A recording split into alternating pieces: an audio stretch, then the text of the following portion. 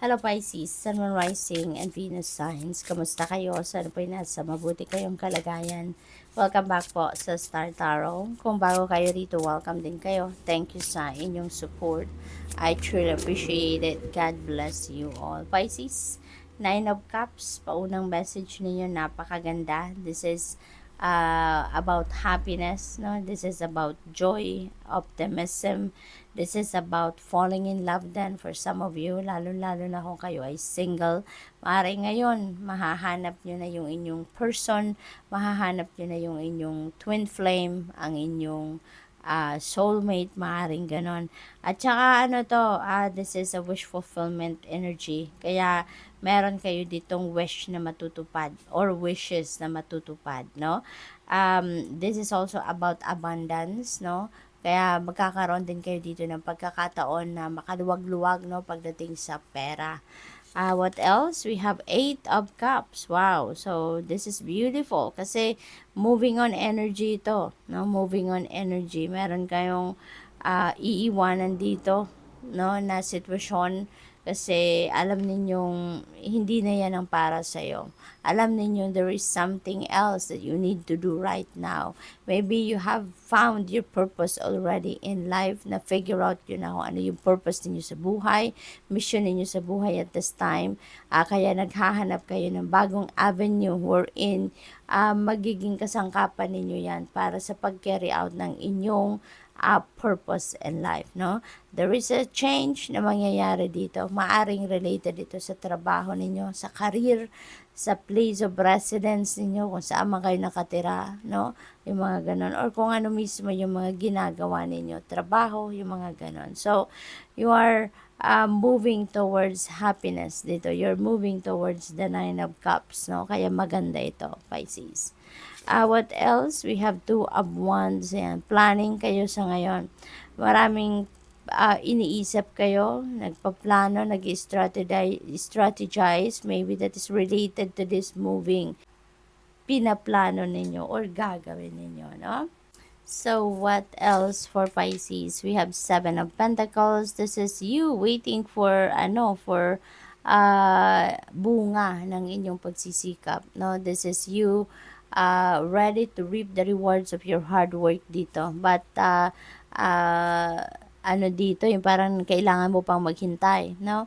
Kailangan mo pang magtiyaga pa, no? Continue working on dito sa kung ano man itong trinatrabaho ninyo, kasi there is a promise dito of success, no? There is a promise of you reaching your goals dito, pero hindi pa sa ngayon, no? You need a little more time pa, give more time pa sa universe, no? Because the universe is still working on it, no? 'Di ba, lahat naman ng bagay according to the divine order and timing, hindi ba? So, the right timing hasn't come yet, no? Pero there is a promise na you will succeed, no? Sa kung ano man yung pinagtrabahuan ninyo dyan. You have 9 of Cups. Ayan. So, falling in love, si 9 of Cups. Tapos, meron tayong 9 of Cups. So, definitely, for some of you dito, Pisces, lalo-lalo na kung single pa kayo, meron talagang ditong offer of love, no? Meron ditong manliligaw sa inyo, meron magpo-propose, meron ditong papunta, no, sa pagpasok sa isang relationship. Kaya napakaganda rin ito. Exciting, kung baga. What else? We have 9 of Wands. Ayan. So, huwag kayong sumuko. Okay? Huwag kayong sumuko. Kung minsan siguro, nararamdaman ninyo na parang nahihirapan na kayo, siguro parang napapagod na kayo, sa kung ano man ang inyong ginagawa dito, but never give up. Okay? Isipin nyo na lang na you've come this far para sukuan ninyo yan. Kasi, parang alam ninyo dito na you work so hard on that, no? Marami na kayong ginawa. You spend a lot of time, energy, and even money siguro din dito. Kaya sayang naman. Kaya continue on with that. Natural yun, 'di ba? Na minsan kailangan nating maghintay at saka may premyo din ang paghihintay, hindi ba? May kasabihan nga na good things come to those who wait. Kaya, since there is a promise of success dito sa inyo sa Seven of Pentacles, so, just continue on with that. Okay? Continue on with that. Kasi mag-focus lang kayo dyan at kung pagod na kayo, magpahinga lang. No? Then get back to it. No? Balikan ninyo yan at pagtrabahuan nyo pa rin. Because pasasaan ba? At makukuha mo din yung tagumpay dyan. Okay? What else? We have the Emperor energy. Things are going to be back in order dito. May babalik mo na mula yung sistema na dati na ninyong ginagawa. Maaari din, ang iba sa inyo dito will be dealing with a person of authority. Maaring may mga consultations kayo dyan with the person of authority. Maaari din na meron kayong gagawin dito na maaring meron kayong promotion, no, dito na makukuha. At saka, pwede rin, ang iba sa inyo dito, magiging daddy na, no, magiging tatay na. So, what else?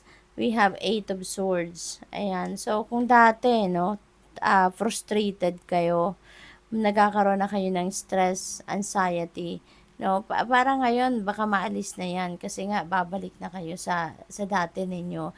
Magiging maayos ng muli ang lahat. So, maybe you will have a realization sa ngayon na baka yung frustration na to, baka lilipas na din. Magkakaroon kayo ng realization na, bakit ako mapuprostrate, diba? Hindi ko hawak ang lahat, 'di ba? 'Di ba nga it's according to the divine timing ang lahat-lahat. Kaya hindi naman tayo dapat na ma-frustrate, no, kung hindi pa natin nakukuha kung ano ang gusto natin. Because we need to wait and we need to continue persevering. So maaring marirealize din ninyo 'yan, kaya magiging maayos din ang lahat, no? So good luck. Thank you for watching. Love and light. Namaste.